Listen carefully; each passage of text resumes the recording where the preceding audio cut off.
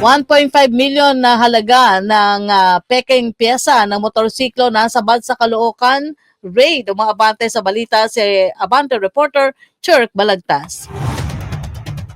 Nasabat nga ng mga pulisya ang tiyatayang nasa 1.5 million pesos na halaga ng mga peking pyesa ng motorsiklo sa isinagawang raid sa isang establishmento sa Caloocan City kung saan 4 na katao ang naaresto.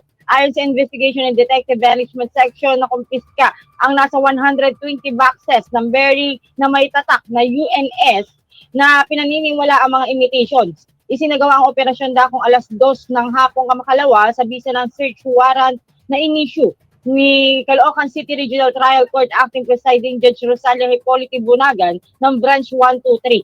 Kinilala ang 4 na individual na sina alias Jaja, 25 anyos, Jean, 26 anyos, Roger na nasa 36 anyos at Christopher na nasa 35 years old. Hindi naman naabutan ng mga otoridad ang manager at may-ari ng hindi na pinangalan ng establishmento na kinilala sa alias na MM.